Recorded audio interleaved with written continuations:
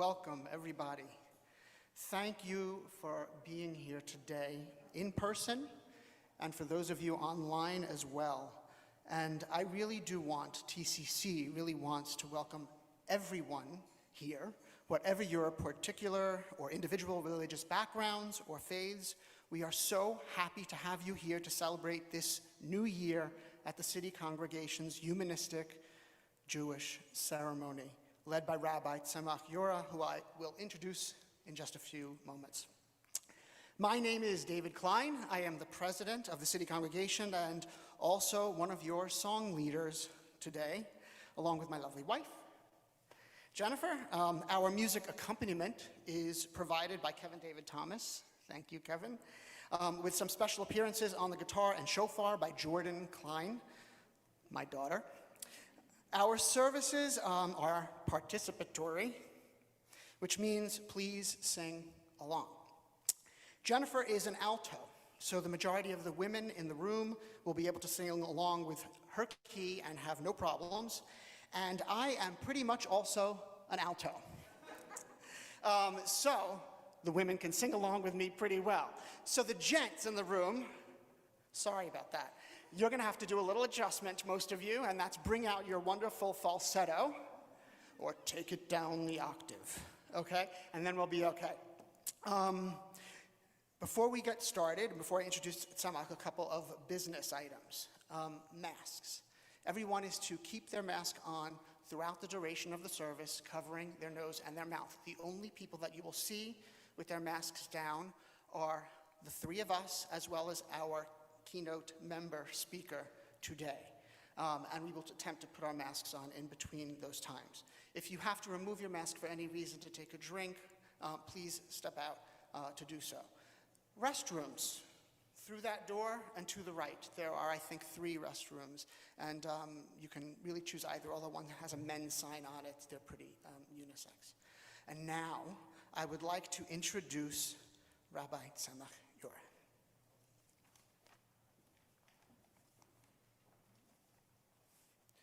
Thank you, David. Wow, it is so wonderful to see you all.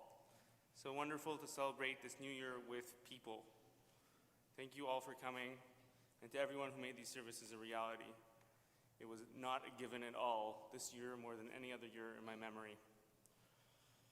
At the beginning of the summer, we thought this would be easy, or at least as easy as high holiday prep can be after 2 years. But then Delta scrambled all our plans, and now each of us has to judge what risks they are comfortable in taking. It is a personal decision because each of us has unique circumstances. I would like to virtually embrace all of you who have decided the risk is too great to show up. We totally respect your decision. We love you and hope that sometime in the not too distant future, we can see you again in person. So much has changed in the past few weeks. Ida wreaked havoc on New York just last week. The United States pulled out of Afghanistan, and the right of women to make their own reproductive choices was dealt a blow in our second most populous state. So much to process and think about.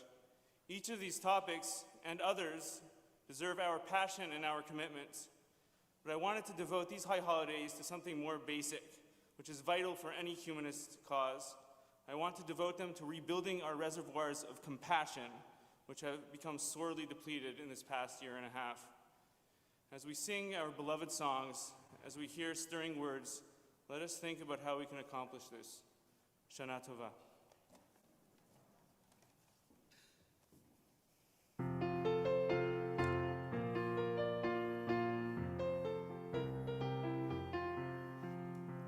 Ashareinu, Matov Kalkeinu, Umanayim Goraleinu. Ashareinu, Matov Kalkeinu, Umayafei Rushatenu. Ashareinu, Matov Kalkeinu, Umanayim Goraleinu. Ashareinu, Matov Kalkeinu, Umayafei Rushatenu.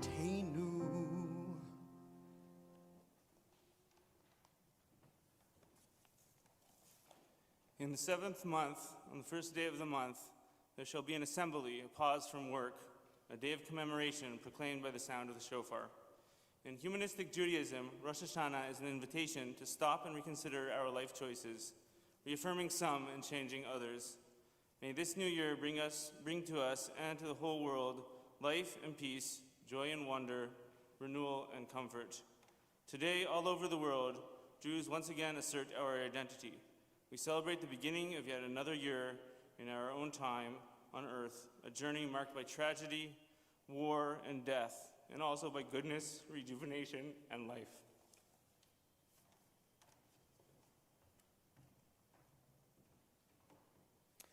Ancient cultures and civilizations started calendars to mark the cycles of nature, the origins of their people, and the creation of the world. In the beginning, there were only solar days. Sunset was considered to be the end of the day and the beginning of the next.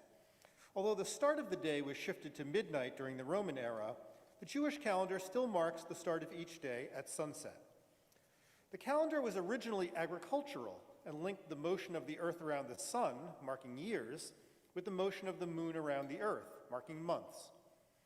Because the lunar year falls short of the solar year by approximately 11 days, the Jewish festivals, which are tied to specific harvests, would start to wander around the year. In order to preserve them in their seasons, the calendar is periodically adjusted.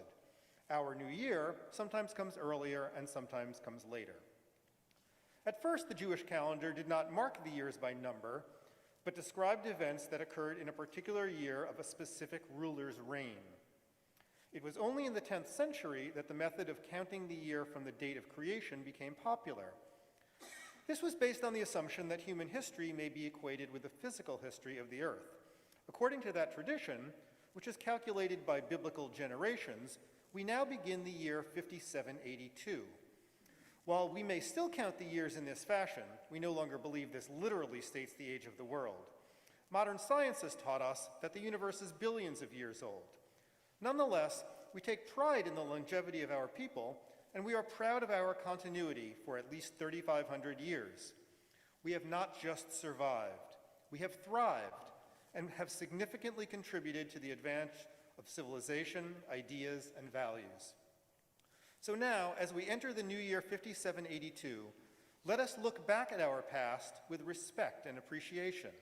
Let us make our own mark with conviction and dedication, and let us gaze ahead with hope and expectation.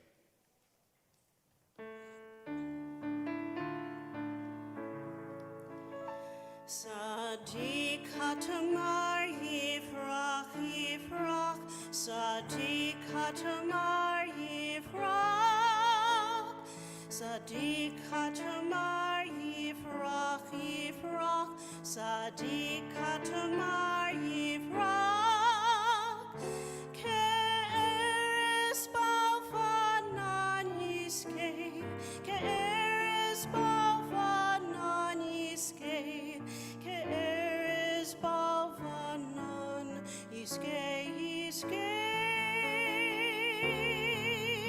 Ke'eres Balfanan Yiskei, Ke'eres Balfanan Yiskei, Ke'eres Balfanan Yiskei, Yiskei.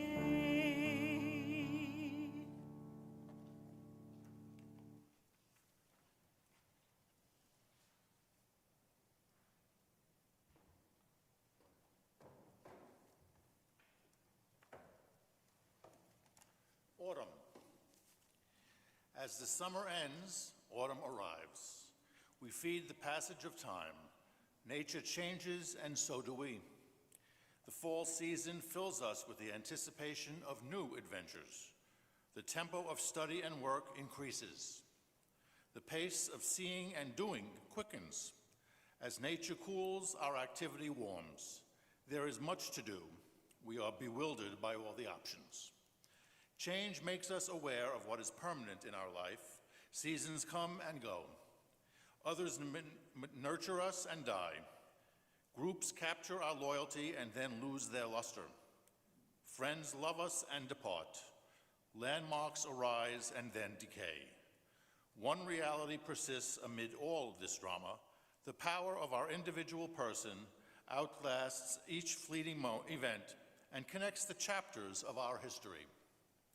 Attachments change, but our uniqueness survives. Rosh Hashanah is the day of aspiration.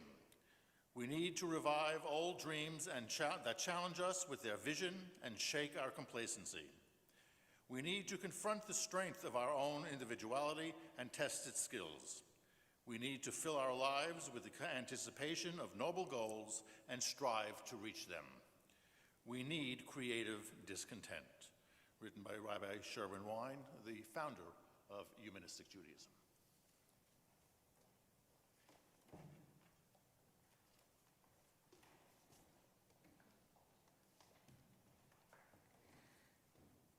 I have walked through many lives, some of them my own, and I am not who I was. When I look behind, as I am compelled to look before I can gather strength to proceed on my journey, I see the milestones dwindling toward the horizon. How shall the heart be reconciled to its feast of losses? In a rising wind, the manic dust of my friends, those who fell along the way, bitterly stings my face. Yet I turn, exulting somewhat, with my will intact to go wherever I need to go, and every stone on the road precious to me. Though I lack the art to decipher it, no doubt the next chapter in my book of transformations is already written. I am not done with my changes.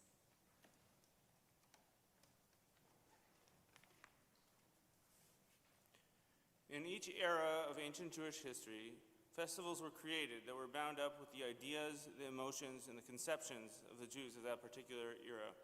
It was not necessary to create new holidays. The old festivals were altered and recreated. A new spiritual content was poured into them, and they formed new traditions. The Jewish calendar begins in the fall with the celebration of Rosh Hashanah and Yom Kippur, the high holidays. For many Jews, this is a time of awe and reverence, a time to seek forgiveness for human sins through fasting and prayer to an omnipotent God. Humanistic Jews see Rosh Hashanah and Yom Kippur as an opportunity to affirm human power and human dignity. The high holidays are a time to consider the possibilities for change, for improvement, for happiness that we human beings can create ourselves. In acknowledging human courage and independence, we achieve human dignity. By adapting the words of our meditations to the meaning we intend, we can create a truly humanistic celebration of Rosh Hashanah and Yom Kippur. This compilation of readings is a combination of familiar passages and innovative language that together give evolving expression to our holiday themes.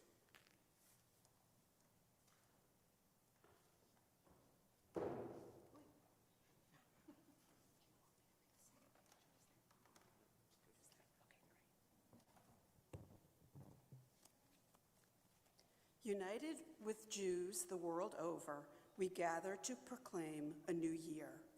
The many branches of this menorah represent the many ways to be Jewish. May it be a year of hope and not of despair. May it be a year of vision and not of darkness. May it be a year of life and not of death. Let the fire we kindle be for us a warming flame, whose brightness shows us the path of life. May the dancing flames of these candles kindle warmth within our hearts, wisdom in our minds, and passion in our lives. These candles give light to all who behold them. May we, by our lives, give light to all who behold us. Their brightness reminds us of our ancestors who have brought their light into our lives. Without hope, even the day is like night, but with hope, even the darkness becomes light.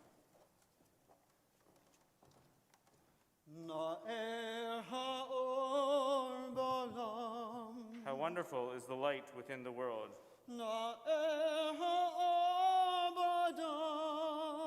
wonderful is the light within each person.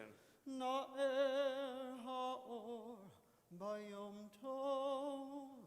wonderful is the light of the holiday.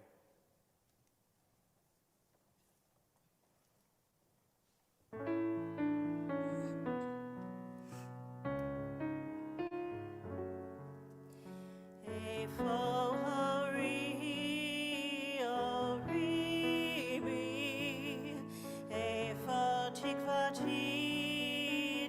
tibi, efo koki, koki bi, begamba, begamba, efo koki, koki bi, begamba, begamba.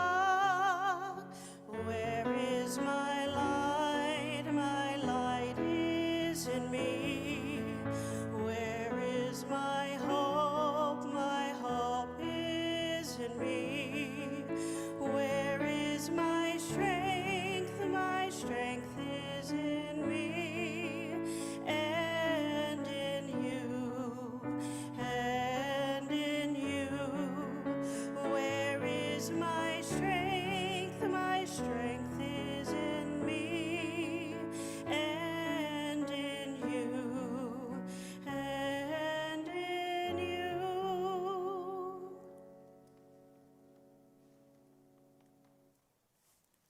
This Rosh Hashanah, each of us enters this gathering with a different need.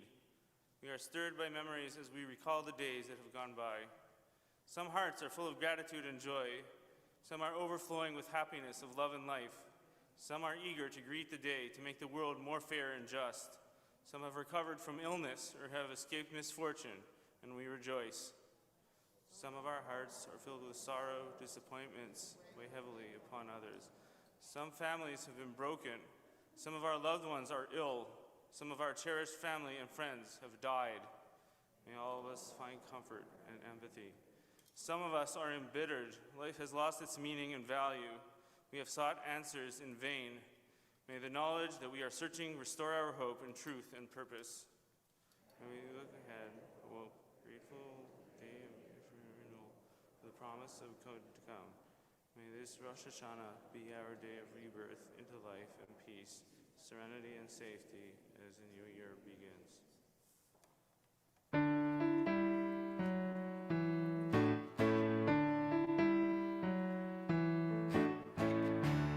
To everything turn, turn, turn. There is a season, turn, turn, turn. And a time to every purpose under heaven.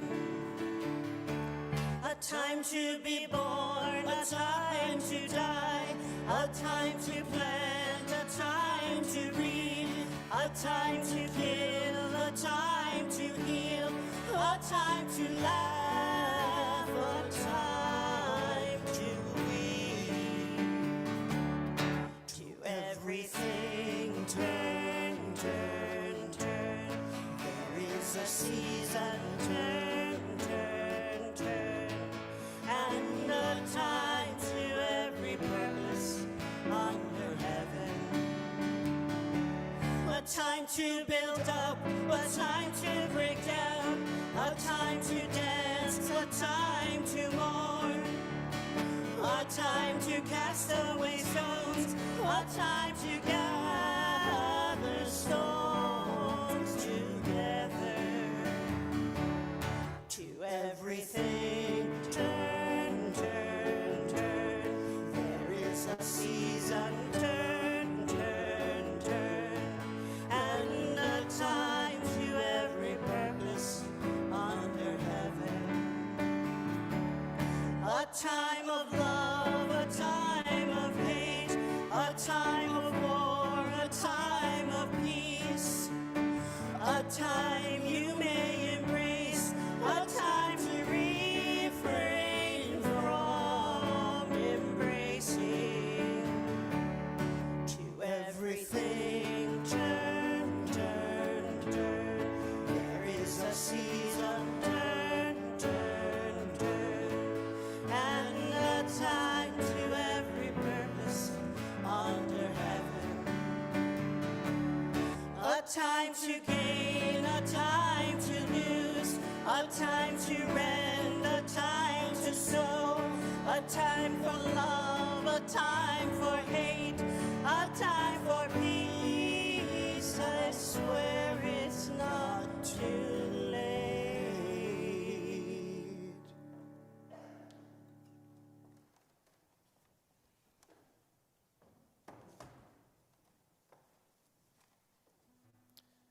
historical perspective. Rosh Hashanah and Yom Kippur are traditionally referred to as Yamim Noraim, the days of awe. Rosh Hashanah, the Jewish New Year, is celebrated on the first day of the 7th month, Tishri. Yom Kippur, the Day of Atonement, comes on the 10th day of Tishri. These holidays differ from other Jewish holidays in that the mood is not one of joy and celebration, but of profound, serious reflection. Therefore, the name Days of Awe. They also differ from other holidays because they are not related to any historic event. Various ancient peoples observed the New Year at different times. The Babylonians began theirs in spring, and the Egyptians began theirs in summer. The Jews started theirs in fall. Modern cultures continue to observe the New Year at different points. Nowruz, the Persian New Year, is celebrated on the first day of spring, the vernal equinox. Muslims mark the New Year on the first day of Muharram, the first month of the year according to the lunar Islamic Hijri calendar. Many Asian cultures celebrate Asian Lunar New Year between January 21st and February 21st, depending on when the new moon of the first lunar month falls. As Judaism evolved in the rabbinic period, the high holidays marked more than the beginning of the year. They assumed a powerful and awesome religious significance. An omnipotent Yahweh now undertakes an annual accounting of humanity, especially of the Jews, rendering an initial verdict on Rosh Hashanah and a final judgment on Yom Kippur. Thus evolved the high holiday greeting, L'Shana Tova Tikatevu, may you be inscribed in the book of life for a good year.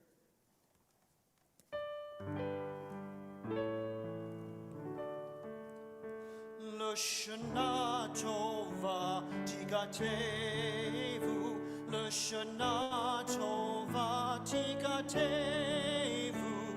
a good year, a year of peace we wish to you.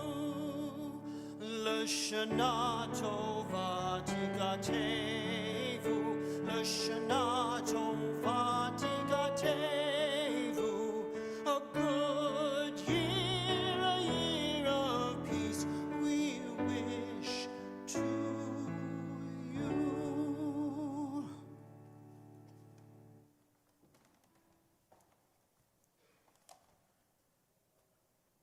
With the emergence of the secular age and an emphasis on logic, science, and reason, the holidays have continued to evolve. New humanistic themes of self-reflection and self-examination emerged alongside traditional notions of divine judgment and divine terror. For us, these new ideas have taken the place of the old. We spend our time in introspection and reflection. For us, the high holidays are not a fearsome time, but an opportunity for assessment, repair, change, and growth. It is up to us to take advantage of them. Our ancestors declared the dreaded power of this day. We are mindful of. They stood in judgment, their fates weighed in the balance.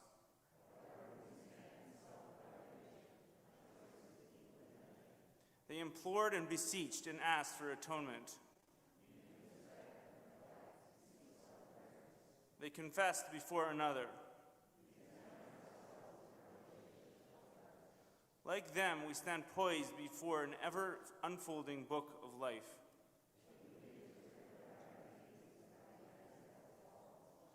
We strive to take responsibility for our lives and write the pages ourselves.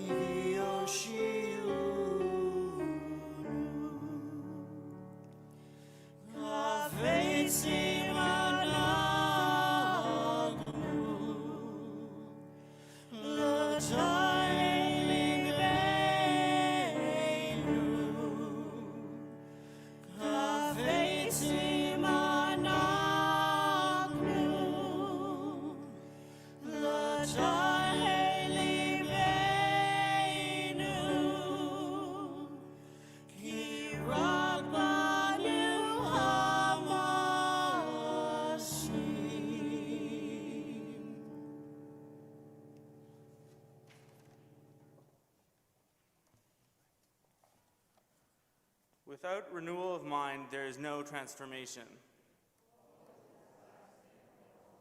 When the world says, give up, hope whispers, try it one more time.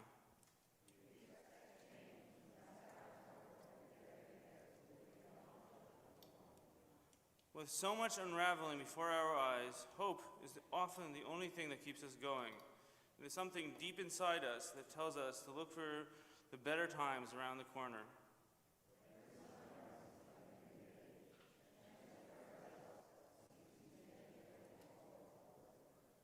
Because I have known despair, I value hope.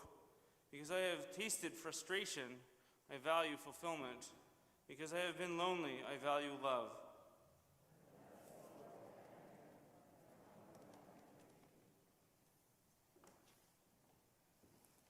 Shema Yisrael, Adir Givonenu, Achanu Echad. Please with me. Shema Yisrael, Adir Givonenu, Achanu Echad.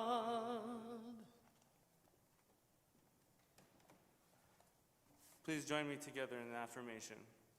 Loving life with all our heart and all our spirit, all our senses and strength, we take upon ourselves these promises: to care for the earth and those who live upon it, to pursue justice and peace, to love kindness and compassion. We will teach this to the next generation throughout the passage of each day, as we dwell in our homes and as we go on our journeys from the time we rise until we fall asleep. And may our actions be faithful to our words, that generations to come may live to know. Truth and kindness have embraced, peace and justice have kissed and are one.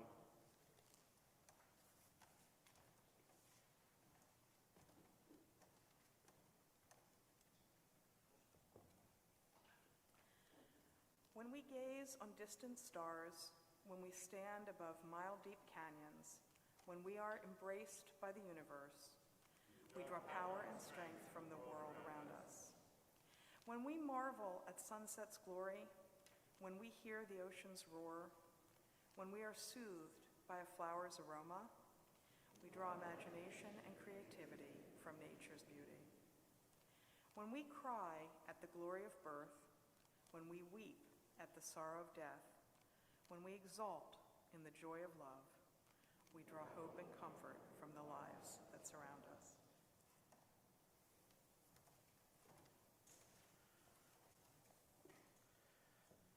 I strive to live a life of self-reliance. I strive to live a life of self-confidence. I strive to live a life of personal courage. I depend on others as they depend on me. I nurture others as they nurture me. I draw strength from others as they draw strength from me. Life is fleeting. I can wait or I can act. Life is fleeting. I can deliberate or I can take a step. Life is fleeting. I can choose to live or not to live.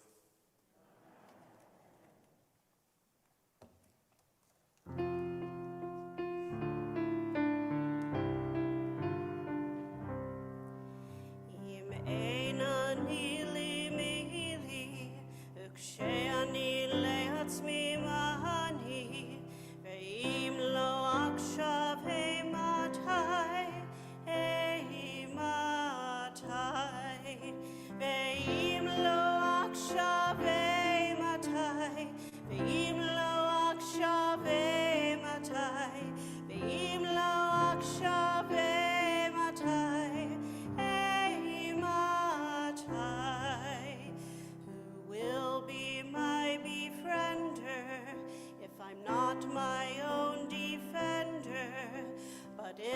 I'm for myself alone, what am I? And if not now, oh, tell me when this day will not come again. This day will not come again. Time goes by. Who will tend my neighbor's needs? Who will sow tomorrow's seeds? Who will answer for my deeds? If not I, and if not now, oh, tell me when this day will not come again. This day will not come again. Time goes by.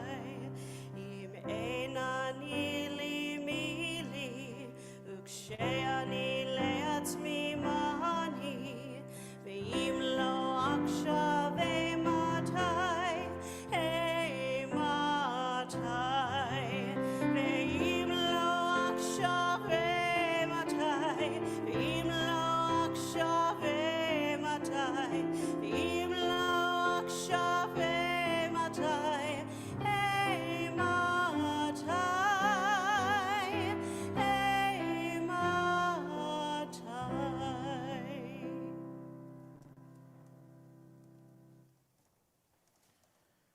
Life brings random encounters and chance events. Life follows repeated journeys and well-traveled paths. Life consists of routine activities and ordinary obligations. Life allows for quiet solitude and separate lives.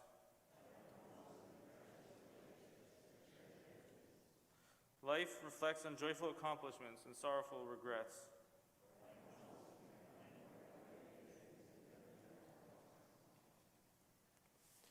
When we lift up the fallen, when we comfort the bereaved, when we feed the starving, when we look beyond ourselves,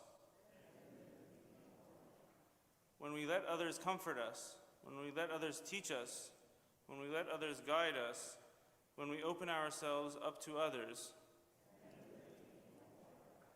when we cherish our roots, when we treasure our heritage, when we teach our children, when we look to our past and our future.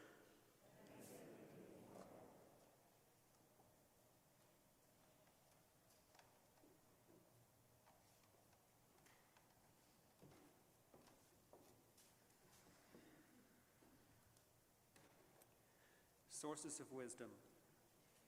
Where do our teachings come from? What are the sources of our wisdom? We have a wealth of resources to draw upon.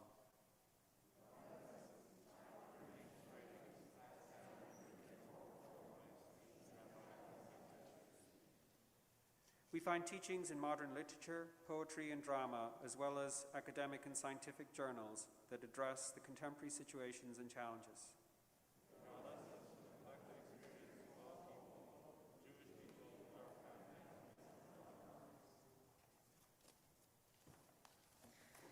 The prophet Isaiah teaches us about peace. Nation not lift up sword against nation, nor let them study war anymore.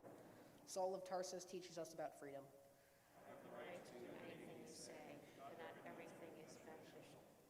Yiddish proverbs offer obvious truths and earthy observations. You can't do what you want, do what you can. The big will be left with the whole. The purpose of human life is to serve and show compassion and the will to serve others. You must be trained to see the world. It is not enough to talk about peace. One must believe in it, and it is not enough to believe in it. One must work at it. Learn from yesterday, live for today, hope for tomorrow. Important things, suffer shame. All sorrows can be borne if you put them into a story.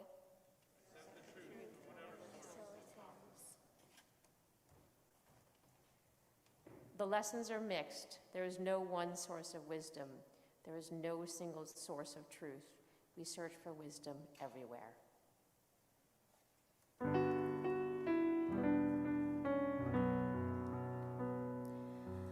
Amar Rabbi Akiva,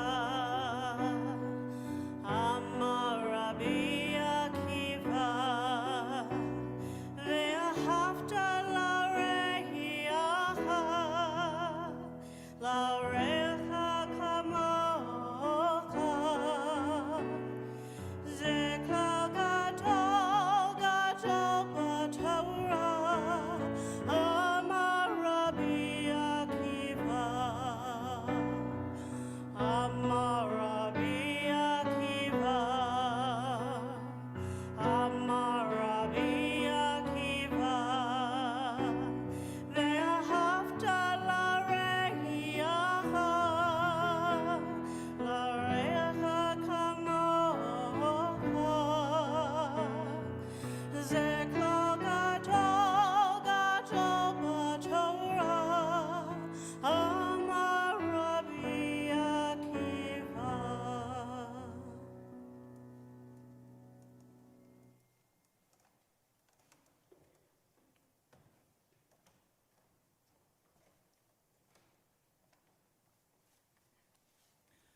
Honoring our ancestors. Mighty and powerful is the wellspring of life, the source of our being and our ancestors' being. From their generation to our generation, we are bound by acts of love. We remember their good deeds with thanksgiving, their good acts are our inspiration. Remember our ancestors with love and respect. May their children and their children's children do honor to their name. We are thankful for the gift of life and the wisdom of our elders.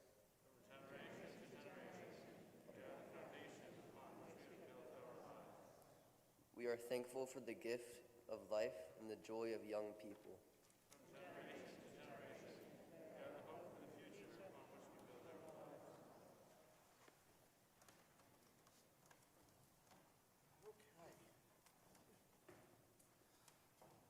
One of our favorite songs now. Hine Ma Tov. You guys pretty much know the story here, but we're going to tell you anyway, just so nobody has any mistakes. We're going to do it all together once, and then we're going to do it in the round, and we're going to divide the room in half. Right down the middle here. You guys are going to have the toughest time. Yep, couples are going to have to split up. You guys are all going to sing with me. We're going to start when we do the round, and you will all sing with Jennifer on the second portion of the round. Here we go.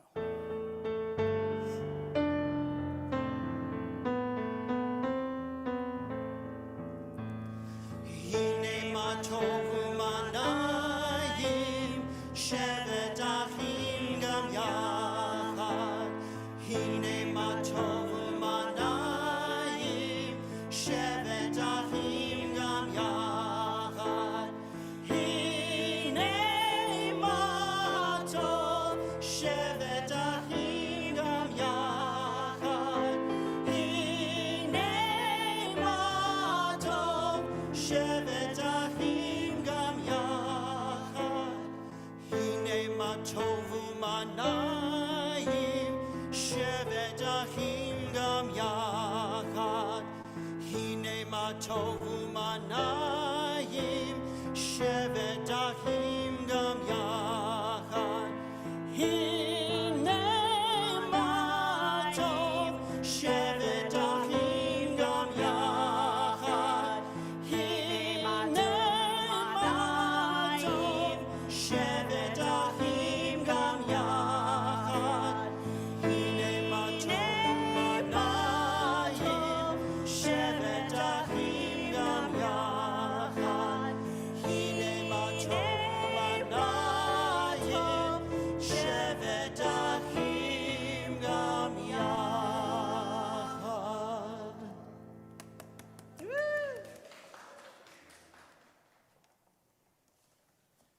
Our ancestors stood and declared tenets of their faith.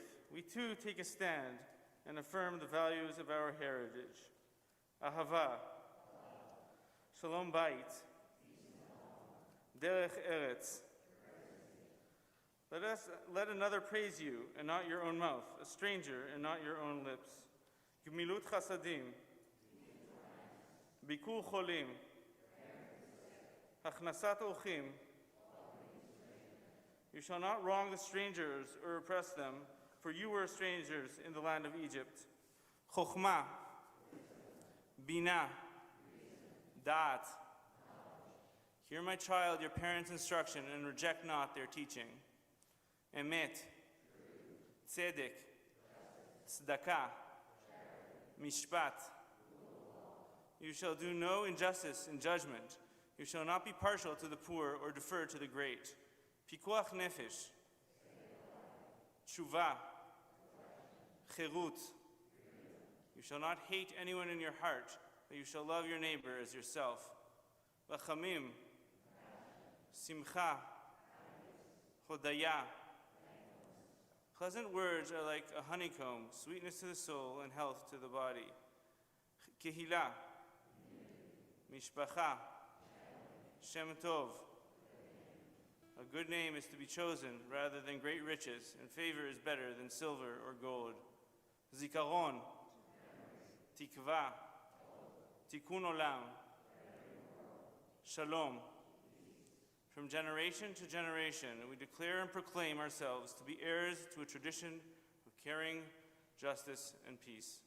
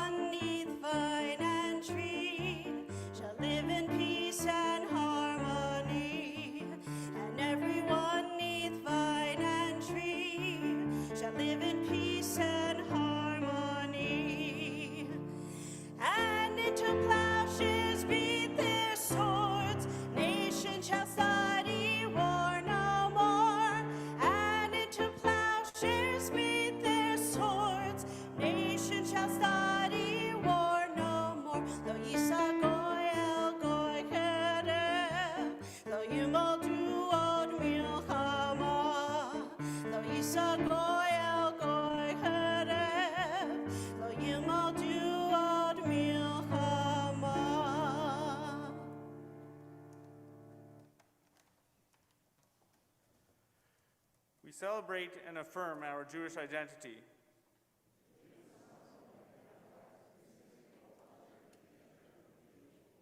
We make connections to our past through our ancestors and to our future by leading meaningful lives.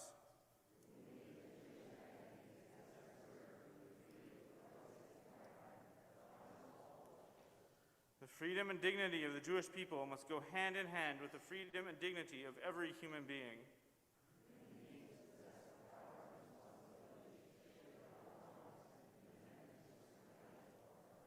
Jewish history is a human saga, a testament to the significance of human power and human responsibility.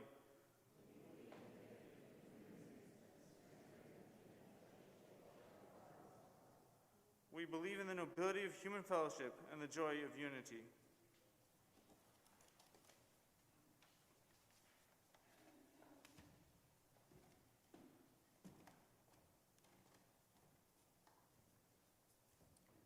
Where there is ignorance and superstition, we will bring enlightenment and knowledge.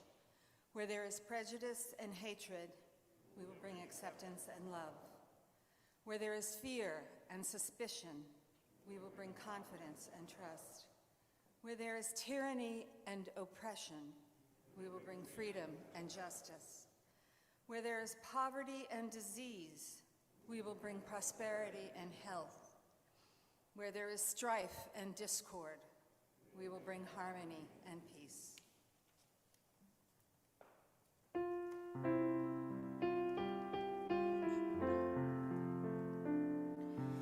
Human spirit, human mind, heart of humanity,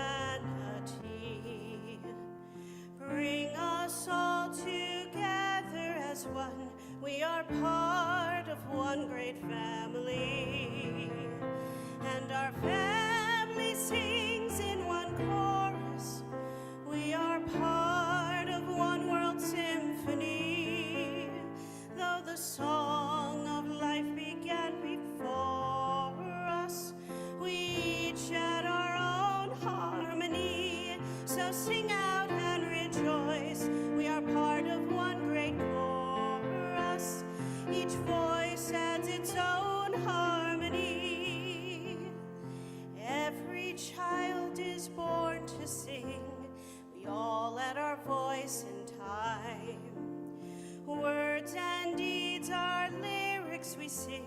to the music, rhythm, and the rhyme.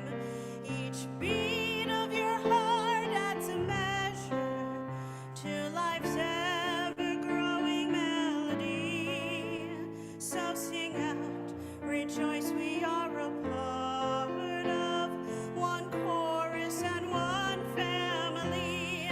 How glorious to be a part of one great chorus and part of one great family. How glorious to be a part of one great chorus and part of one family.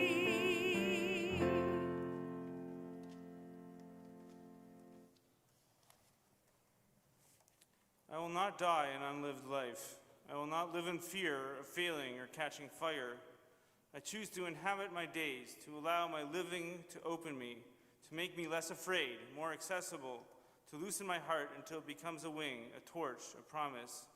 I choose to risk my significance, to live so that which comes to me as seed goes to the next as blossom, and that which comes to me as blossom goes on as fruit. This moment, this day, this community grants me the time and permission to search within, to find knowledge and courage, to fashion my way forward.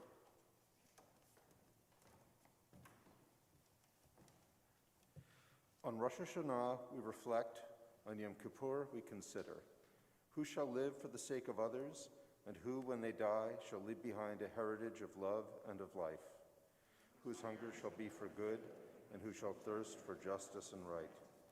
Who shall be serene in every storm, and who shall be troubled by every passing breeze?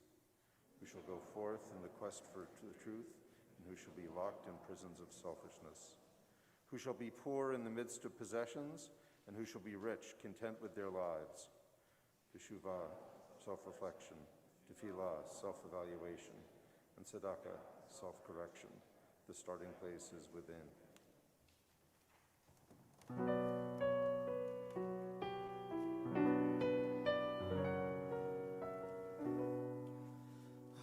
HaTorah, HaTorah, Zot HaShelah, Zot HaShelah, HaTorah, HaTorah, Zot HaBaya, Zot HaBaya, HaTorah, HaTorah, HaTorah, HaTorah, Zot HaBaya, LaAdam HaBreira.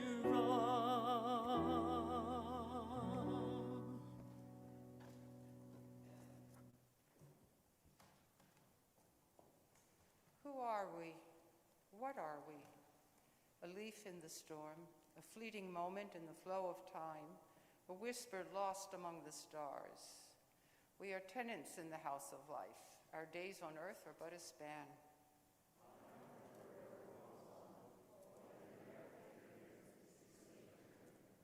But conviction and purpose give meaning to our fleeting days. Treasured teaching guides us. Unquestioning love sustains us. May we be released from bondage to the past, released from the stranglehold of bad habits, making ourselves free to start afresh.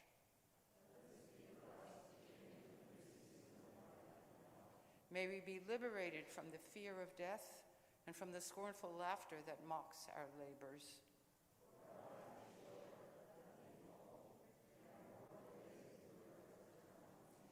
Knowing our failings, let us be patient with those of others.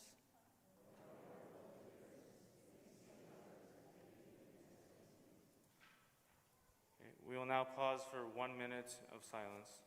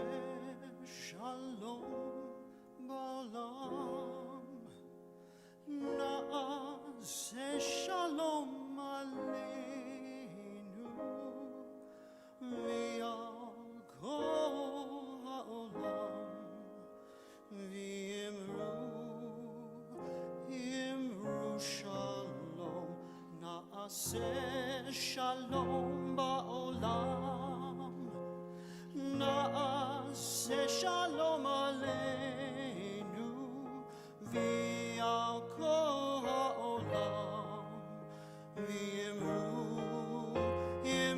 shalom, na'aseh shalom, shalom aleinu, v'al kol ha'olam, na'aseh shalom, Shalom aleinu v'al kol ha'olam. Na'aseh shalom, shalom aleinu v'al kol ha'olam. Na'aseh shalom, shalom aleinu v'al kol ha'olam. I screwed it up again. Supposed to do one more verse. I'm sorry. I kind of messed you up. I lost the list. I should just get down.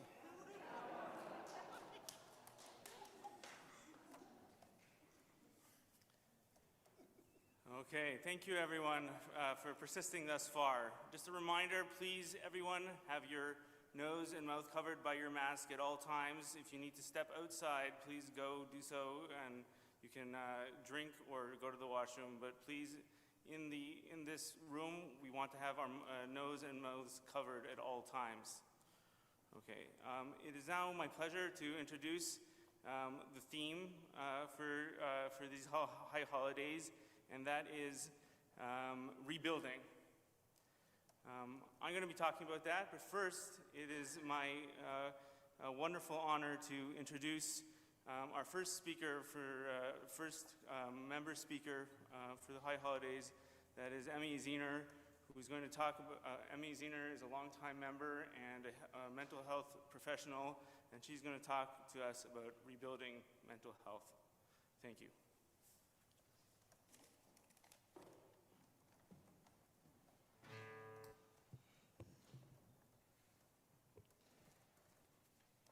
I got permission to take mine off. Good morning. It's really good to see everybody here together. Shana Tova.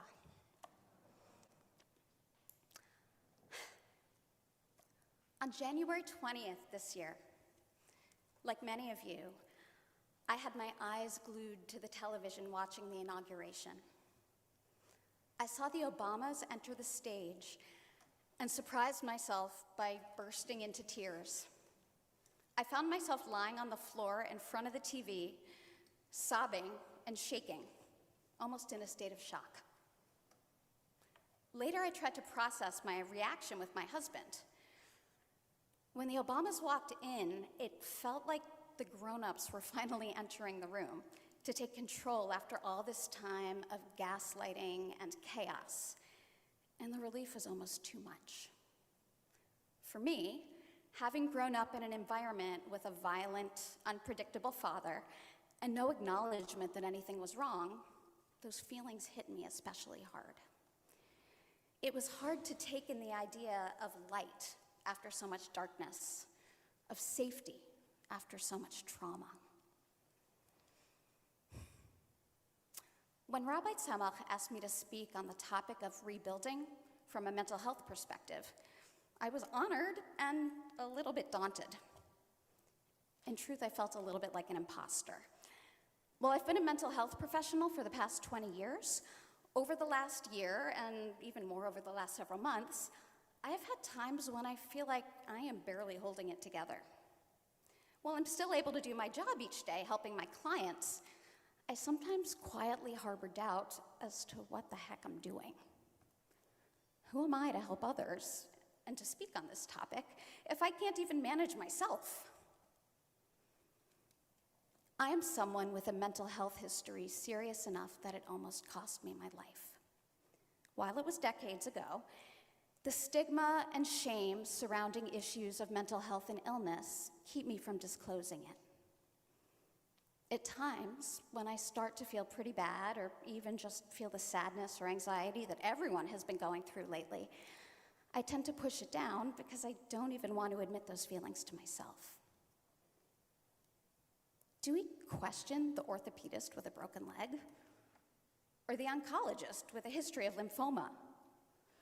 And yet, somehow I have this belief that as a therapist, it's not okay to hurt or to have any sort of issues. Somehow I have to be the Dalai Lama and Susie Sunshine combined. But the past several years, and the past year and a half in particular, have led so many to struggle in so many ways. I'm no more special or protected than anyone else. So, I'm here today to talk about the importance of acknowledging and validating emotional struggles, big and small, no matter how embarrassing or shameful it may feel to do so. I think we can all acknowledge that our society has gone through a collective trauma, or I should say traumas, plural, in the last 5 years, and the last 18 months in particular. It started out in 2016 with the gaslighting of the last administration and the hatred and violence that were stoked by that administration, culminating in the shocking January 6th insurrection on the Capitol building. Then, there were the devastating ordeals of the last 18 months of the pandemic. The illness, death, loss of jobs and schooling, isolation, horrors experienced by frontline workers. The violent deaths of George Floyd, Breonna Taylor, and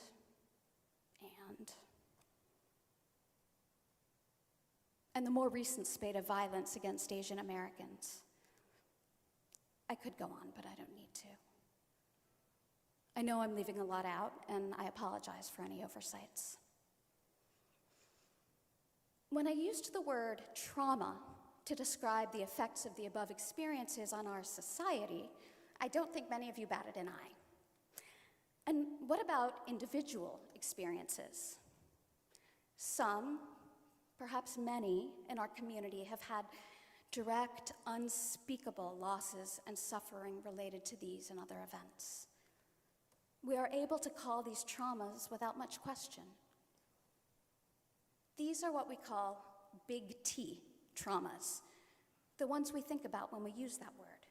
War, abuse, natural disasters, catastrophic accidents, the big stuff. Others of us were fortunate enough not to lose anyone close to us, to get sick, to be a direct caregiver in the trenches. And yet many are struggling. Many are hurting. Think about the last year and a half. Quarantine, loss of school and jobs, managing homeschooling and relationships and working from home, political turmoil, violence against marginalized communities, financial stress, much of which happened in isolation and without a sense of trust and leadership. These can be what we call little t traumas. The little t traumas are not as obvious, but still affect us and can build up over time. I know a 15-year-old high school freshman, the only extrovert in her family, who had always been a happy kid and done well in school. Moving to a new school where she didn't set foot for most of the year, dealing with distance learning, isolation from all of her friends, she fell into a depression. And this A student wound up with C's and D's for the first time in her life. But I didn't lose anyone, she said. I shouldn't feel this way. My client, who worked as an essential worker in a grocery store during the pandemic, suddenly felt paralyzed and unable to go on once things started opening up. But I'm not supposed to feel this way. It's a good thing that we're reopening. Another client had finally gotten her son, who is on the spectrum, into the right kindergarten in 2019. Then 2020 came along, and he was sent home for distance learning that was all but impossible given his needs. My client was stuck at home, trying to manage teaching him, caring for his toddler sister, and working part-time. Soon, her sleep became disrupted. She and her husband started arguing, and she started experiencing excruciating headaches. But we're safe. Everyone else is dealing with the same thing. It's not a big deal. I should be grateful that we're okay. According to trauma expert Bessel van der Kolk, trauma is not the story of something that happened back then. It's the current imprint of that pain, horror, and fear living inside people. So it's not about what happened, but how it affects you, and it's carried in the body. My husband, Max, found himself going to pick up food from a local restaurant during quarantine. While he stood outside waiting, another customer, also fully masked, kept standing closer than 6 feet. And my calm, peaceful husband found himself getting so rageful, he was ready to throw a punch. We didn't lose anyone close to us, thank goodness, didn't get sick. But how many of us have experienced some version of this reaction? Anxiety, hypervigilance of people getting too close, of people not following the rules during and after lockdown and all it entailed. These reactions are what van der Kolk talks about when he talks about the imprint on the body. Emotions are full body responses. Too many of these small t reactions to small t traumas over time can lead to significant symptoms.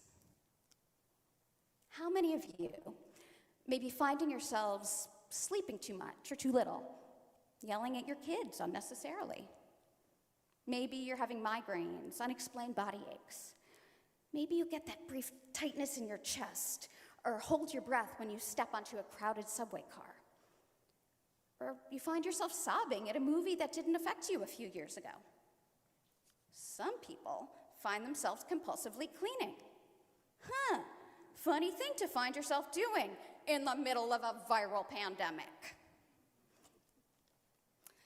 Some people who go through big T traumas don't wind up with post-traumatic symptoms, and some who go through little t traumas do. So why is that? Part of it relates to certain underlying vulnerabilities, whether by history or biology. For me, my outsized reactions on Inauguration Day were triggered by dynamics from my childhood home that I had thought that I had fully worked through. For many of my therapy clients, various aspects of the past few years have awakened old wounds and symptoms of depression, anxiety, and more that had been in remission for years. Another part has to do with how the trauma is dealt with at the time.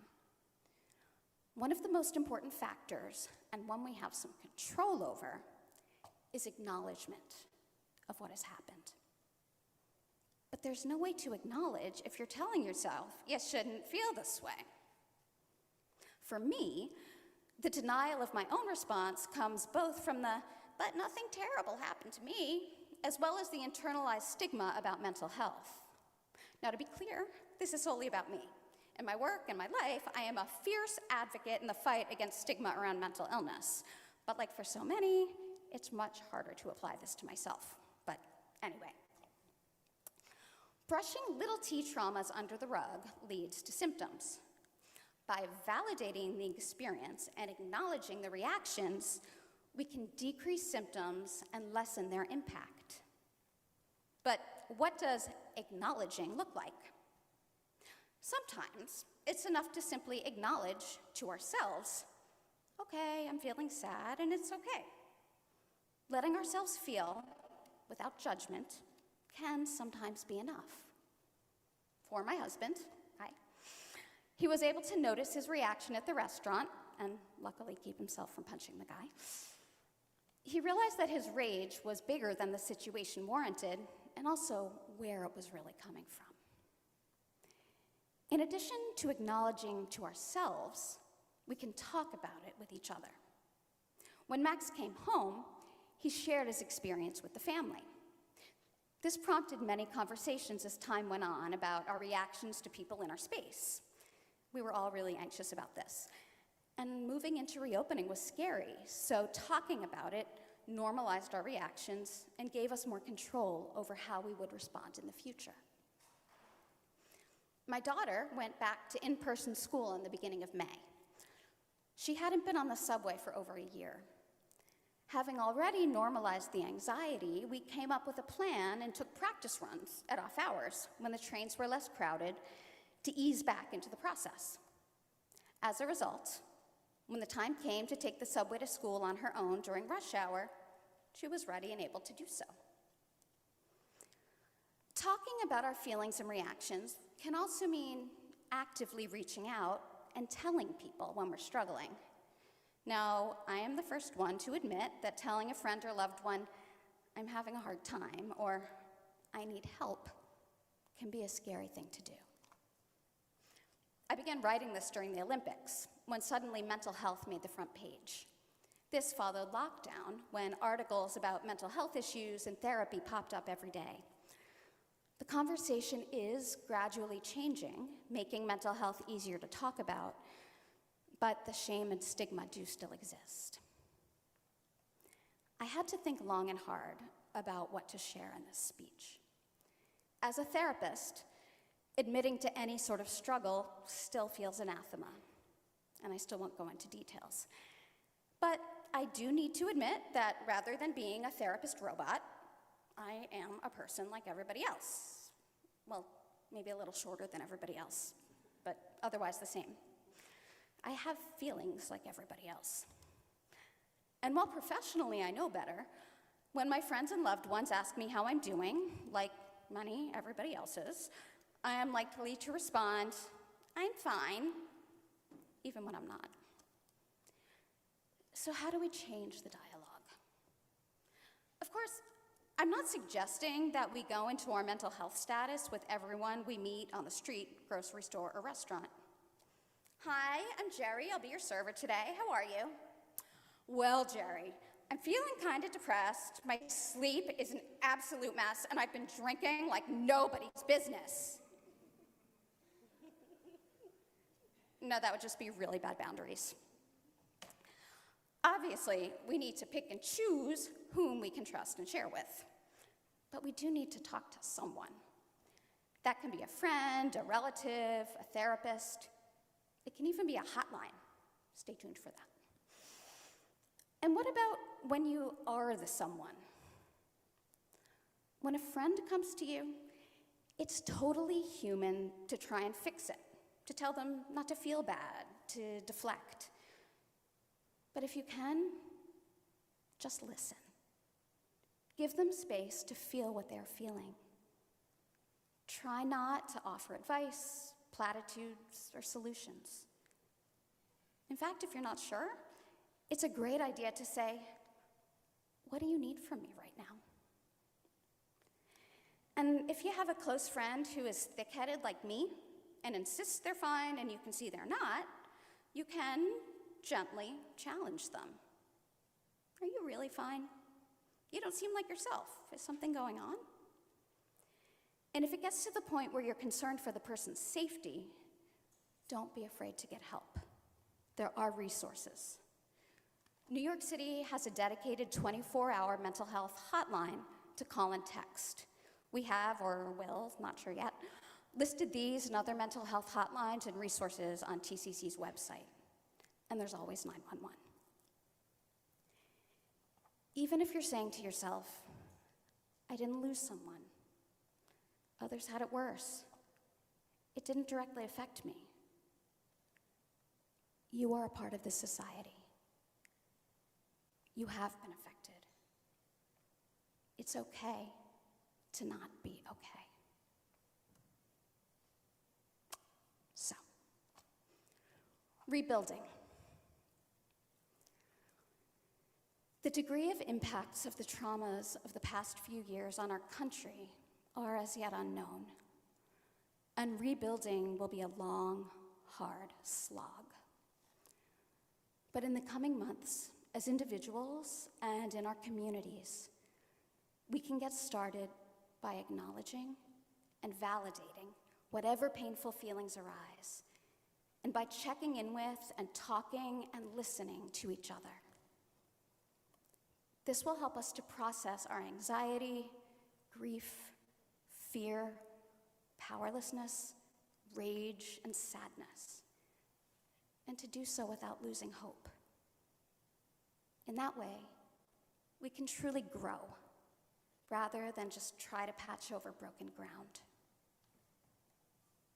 I'll start. Hi. I'm having a bit of a hard time right now, and I guess that's okay.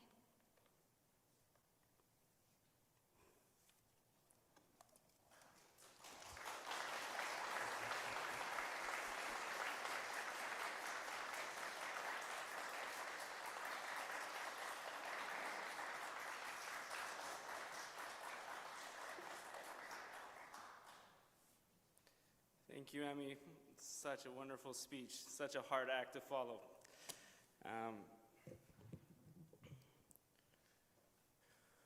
Our reservoirs of compassion have been sorely depleted in the past year. Mine too. My job as a rabbi partially depends on my ability to marshal my own feelings of concern for others and act empathetically. I still do. I am trying, but it's getting harder. Not because of the people at City Congregation. You've been awesome. After 1.5 years of a pandemic that has done its level best to separate us, we have stayed together. It is getting harder because the world is such a troubled place, and I feel, personally, so wind-tossed. For many conversations I've had with members of TCC and others, it is evident that I'm not the only one for whom compassion is more difficult. I could urge you all to try harder, but that is such a tired trope. We have all been trying hard. Instead, throughout these high holidays, I want to offer a few ways to replenish our reservoirs of compassion, to rebuild. Years ago, at my ordination ceremony, Rabbi Adam Shalom gave me the best compliment ever. He said that he had never met anyone who was as deliberately kind as I was. He didn't give any examples that I recall. He may also have been very well exaggerating, but he did make me cry. No one had recognized this about me in the past. I had not even entirely articulated it to myself, but it is core to who I am. You see, I am neuroatypical. Specifically, I am on the autism spectrum. There is a chasm between my understanding of the world and of others all the time. One of the ways I have sought to bridge that chasm is by being as kind as possible. At the beginning, I would bungle this up too. Once someone dropped money on the bus and I hurried to pick it up, they thought I was trying to steal and reacted angrily. Another time, I was so voluble in my offers to help a young woman that she construed it as harassment and shied away from me. These days, I get it right a little more often. Do I feel good inside when I act kindly? Sometimes, but more often I don't. Why is that? Why shouldn't acts of kindness instill a fuzzy, warm feeling in me or in you, thus motivating us to do more of the same and making the world a better place?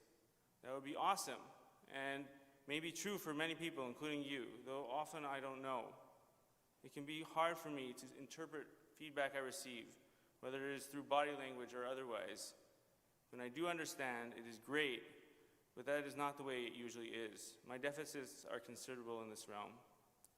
Someone smiles at me, I don't know if it's the grin of a lion about to pounce, or the smile of a mother as she gazes at her child, or the indulgent smiles that some of you are probably directing towards me right now, or more likely the embarrassed smile of, ouch, he's blowing it. But there's one thing that anchors me, and that's my beliefs. And what I believe above all other things is that the principle of love your neighbor as yourself is critical to a smooth running society, a society that cares. I say this from an entirely selfish perspective. I need help in this realm. And so I am very deliberate about my acts of kindness, despite not really knowing what the consequences of these acts are on others. I just hope, beyond hope, that just as I am kind to the world will be kind to me. And I have found it to be so. More often than not, people have been kind to me. Call me a deluded optimist, but I think the go-to of most of the communities I inhabit is kindness and care. Take the horror of the pullout from Afghanistan. Whatever one may think of the political justification of invading Afghanistan, staying there for a generation and then leaving, a consistent thread I have noticed on the left and on the right is care. Care for the people who allied themselves with the Americans at considerable cost, and care for the last soldiers who remained in harm's way. Care for the people of Afghanistan, and especially the women who would again have to endure a stringent form of Sharia law. This thread of caring is partially obfuscated by political posturing, but it's there. We as Americans, both on the right and on the left, care, and that is really amazing to see. There was just a recent New York Times article, headline to this effect. You may counter and say, what you're proposing is very basic. Of course one should be kind. That is the bedrock of ethics. But don't leave yet. That's not exactly what I'm saying. I am saying that whatever place or situation you find yourself in, especially mundane ones, or ones in which you are not inclined to think of ethics, you can ask yourself, how can I make life just a little bit easier for someone else? How can I be deliberately kind? When we see a person injured on the sidewalk, we run over and ask how they're doing, if we can call a doctor. That is straightforward, obvious. But in truth, in almost every situation we find ourselves in the world, there are ways to be nicer if we just take a moment to think about it. Just a small example. Whenever I enter a bus, I immediately think about the allocation of seats. I'm hyper-analytic. I can't help it even if I try. I think about the people who are taking the outside seat, who make it harder for others who want or need to sit unless they are willing to demand it. I see this as unfair, and so often I don't take an open seat, but rather endure the glare of the person who is hogging the row and request to sit in the inside seat, thus making it easier for a shy person to sit on the bus rather than stand. This may seem so simple, but it is a situation wherein we don't usually think about kindness and ethics, and we can. Some of us do this routinely. It also can be helpful to remind ourselves that it actually is an act of kindness. I've witnessed these deliberate acts of kindness in our own congregation. At Shabbats, when people gather and there's some quiet, which may feel awkward to some people, there's always someone who will step up and greet a guest or comment on a nice outfit, or just say something about how beautiful the weather is. This may seem so small, but it is a deliberate act of making our shared environment more pleasant, and it is so important. I believe with all my heart that when we engage in small acts of kindness habitually and purposely, we make the world a better place. We make the world a better place when we step aside when someone is walking towards us on the sidewalk. We make the world a safer place when we report poison ivy growing on the sidewalk of our neighborhood to 311. We make the world more civil by offering politeness as a response to anger on social media or on Zoom. And we make the world a kinder place when, if someone looks our way, we smile. And since I'm Canadian, I believe we make the world a more polite place by saying, I am sorry, even if it is not our fault. The pandemic of the past 18 months has taught us that we often have so little control over the arc of events that shape our lives. The one place where we have autonomy is our own actions, and we can choose to be kind. When the foundations of our life are in doubt, when nothing is certain, when we need to rebuild, we can be entirely deliberate about kindness, and it can become such a wonderful habit. Shana Tova.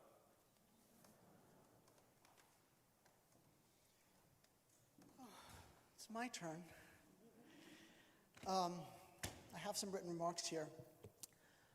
This I didn't write. I just feel like sharing it with you. I am exhausted. I don't know about you. I would imagine that many of you feel the same as I do. I am absolutely exhausted.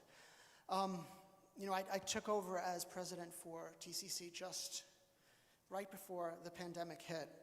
And outside of TCC, I am the chief operating officer of an international film and acting school. Imagine having to continue to teach students how to act and how to film movies during a global pandemic. Everything has required figuring it out and then executing it and crossing your fingers that it works. How do you like this new space? I think it's great. It's new. We had to figure it out. Amongst all of the things that the board had to do, now I'm starting my speech. Amongst all of the things that the board had to do since March of 2020 was find a new space, because our old space bit the dust with the pandemic. So they did an exhaustive search, and one of our members, who I need to call out here, Isabel Kaplan, found this space. Thank you, Isabel. Speaking of exhausted, I would think she'd be, because she does that much for TCC while continuing to do her own professional work. She is amazing, and we are all very lucky to have her as a member of TCC. I would also like to take this moment to thank the rest of the board. For those of you that are here, would you please stand up so we can recognize you, the members of the board? A lot of them could not make it here today. I imagine that the rest of the board, Ellen was part of this board all year long, so she's back there, did not stand up. Also part of making everything happen here. The members that aren't here are online.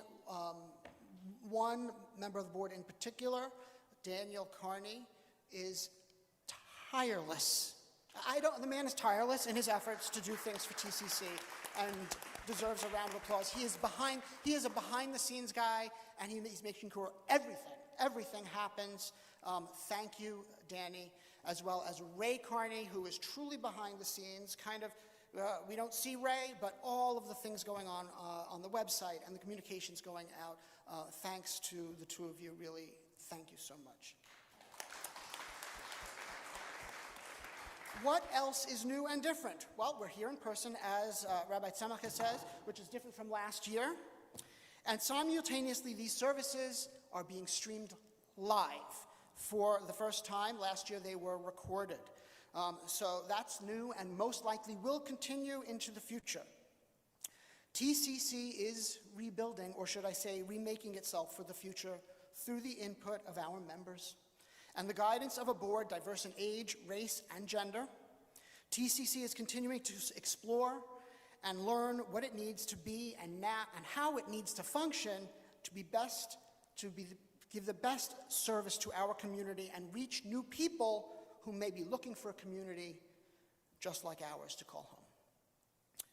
Personally speaking, other than being exhausted, there was, these are things added to exhausted. There's been a bit of rebuilding at home, both mentally and physically, in addition to the adjustments that so many of us have had to make to have two working adults in one household and one child schooling out of her bedroom, another Zooming from his dorm room. I got a new shoulder after slipping on the ice in February. I'm kind of getting through that just in the nick of time for Jen to get a new hamstring. And it's almost, you'll see she's been getting up and down here, but you'll see her when she gets up, she's not walking on her own. And she did that wonderfully after doing an incredible split and making a remarkable point on the tennis court. Good going. So Jordan, my daughter, got her driver's license. Yes.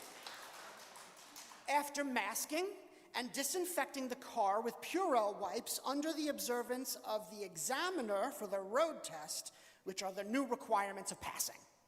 Okay? These obstacles and challenges I describe, however, while certainly inconvenient, were and are surmountable. Jen and I are recovering from our injuries. The kids are now back in person in school. Let's hope that continues for all of our children. But for many, the rebuilding is and will continue to be more difficult than that. We know a number of families and friends who have lost loved ones to this pandemic, and others like my father, who has emphysema, who lives in constant fear of infection. We had, my family, until recently, been able to avoid infection. All of our immediate family, including our parents and whatnot, until recently. That luck ended when my 91-year-old father-in-law just recently contracted the illness. He passed it to my sister-in-law, who passed it to my brother-in-law, who were all here to celebrate his 91st birthday, so we were all together, which resulted in hospital stays for two of them. My father-in-law struggling the most, but surviving, although still working through some of the lingering effects. My father-in-law and my family are not alone in adapting to new circumstances. The world is adapting. New ways of socializing, new ways to travel, new ways to learn, new ways to survive, the changing climate, new politics, I'll leave that alone, and I am sure there are new things of which we are not aware and cannot even imagine just around the corner that will require our adaptation. Yet nonetheless, here we are, side by side, or at least side by side, 6 feet apart, to figure it out together as a community with the guiding principles of humanism, care, concern, and support to be stronger, perseverant, and hopeful for a year of peace, health, love, and prosperity. That brings me to the next and concluding part of my remarks, where I need to address a fact that support takes many different forms. This is a little new for TCC too. We don't usually do this, but I'm gonna do it. And this kind of support is tantamount to our efforts. You know where I'm headed. Firstly, I'd like again to reference the hard work that our volunteering members and our board have done and continue to do in service of our community in a quickly changing environment. Over the course of the last year, TCC has developed a strong online Shabbat program that will continue for the foreseeable future, in addition to our in-person Shabbats that will resume this fall in another new space. It was a little easier to secure that one after an exhaustive search, because it's going to be at the New York Film Academy, where I am the COO. So that's new. We have a wonderful, wonderful caring committee that keeps abreast of and attentive to those members in need and those celebrating life events. We have our Adult Perspectives program and special classes, including the ongoing Talmud classes hosted by our members, Michael and Devera Whitkin. Thank you, Michael and Devera.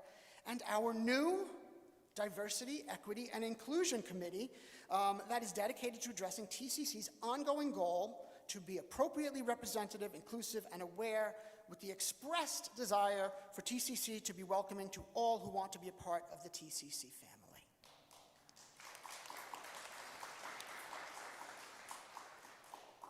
That was all firstly. Secondly, and to the point, these endeavors, as well as many we undertake at TCC, require financial support that membership dues alone cannot cover. We are dependent on your generosity. For all those here and watching online, hello everybody online, any additional contributions, if possible for you, are greatly welcomed, needed, and appreciated. If you are and would like to donate, please visit our website at citycongregation.org/donate. Thank you all, and Shana Tova.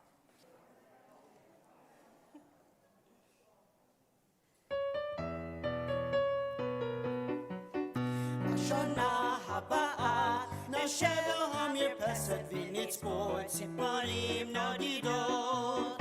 ילדים בחופשה ישחקו תופסת בין הבית לבין השדות. תראה כמה טוב יהיה בשנה הבאה. תראה כמה טוב יהיה בשנה הבאה. ענבים אדומים יבשילו על הערב ויגשו צוננים לשולחן. ורוחות רדומים יסיעו אל הדרך עיתונים ישנים וענן. תראה כמה טוב יהיה בשנה הבאה. תראה כמה טוב יהיה בשנה הבאה. In the year just ahead, we'll sit outside our window counting birds as they fly through the sky. Watching birds in the fields, this will be our tomorrow while our children rejoice outside. Wait and see what a world this can be if we care, if we share, you and me. Wait and see what a world this can be if we care, if we share, you and me. That's a song you need to put your glasses on before you do.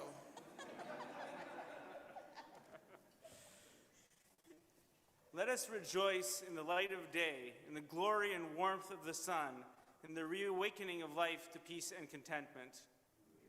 It's in the light of day. In the earth with its hills and valleys, its widespread fields of grain, its fruit and hidden treasures, we rejoice in the beauty of earth. In our cities of diverse peoples and cultures, in all their rich maze of buildings, streets, and avenues, we rejoice in the diversity of cities. In the love of people who have nurtured our lives, with whose support we have gone forth to our work in the world, we rejoice in their love.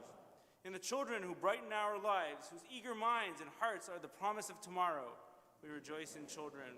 In the fullness of meaningful life, in the friends who share our sorrows and joys, and in the time we spend with loved ones, we rejoice and shall rejoice forevermore.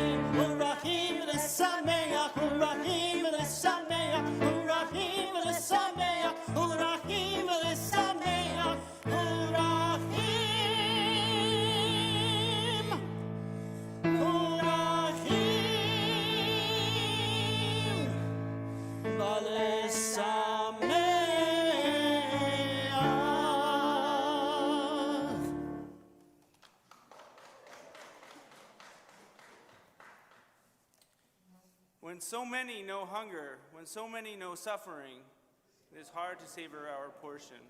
When so many know pain, when so many know oppression, it is hard to enjoy our freedom. When so many know bigotry, when so many know injustice, it is hard to believe in fairness. When doubts are great, when uncertainties are real, it is hard to feel at peace. When there is torment in our hearts, when there is confusion in our minds, it is hard to dream of tranquility. Yet, we must resist the temptation to succumb to despair. We cannot allow the harshness of our days to diminish our dreams. As we sound the shofar, we allow its piercing sound to remind us of the vision that is not yet lost, but is yet to be realized.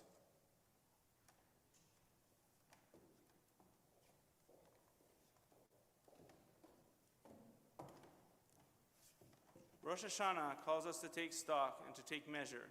It is our wake-up call.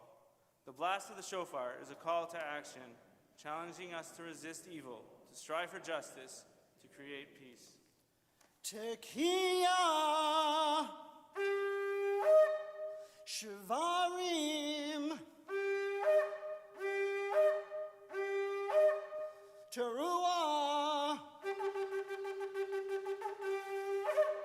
Tekiah Gedolah.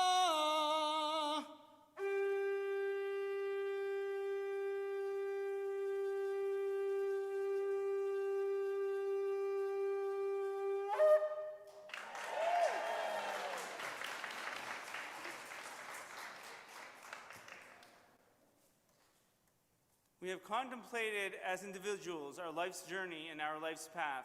As Rabbi Hillel says, if I'm not for myself, who am I? We have assembled together as individuals to forge a group, to break down barriers and walls between us, to listen and to share, to reach out to others and to let others reach out to us. As Rabbi Hillel says, if I am only for myself, what am I? We awaken now to a community renewed with purpose and hope. We have affirmed that the freedom and dignity of the Jewish people must go hand in hand with the freedom of every human being. We are one world, many people. We shall make peace for us and for all the world. As Rabbi Hillel says, if not now, when? We awaken now to a world renewed with purpose and hope. L'shana tova u'metuka. May you all have a sweet new year. Tova u'metuka. May it be a good year. May it be a year of peace.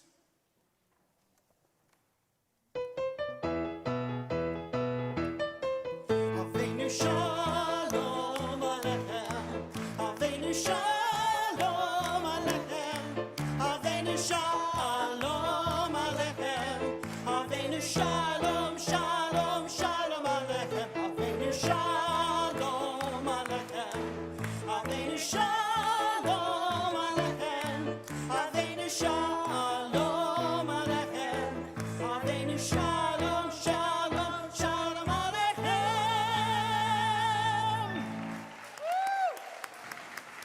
Happy New Year, everybody. Happy New Year. We will see you for Kol Nidre, we hope, followed by, of course, Yom Kippur morning service in about a week. Thank you.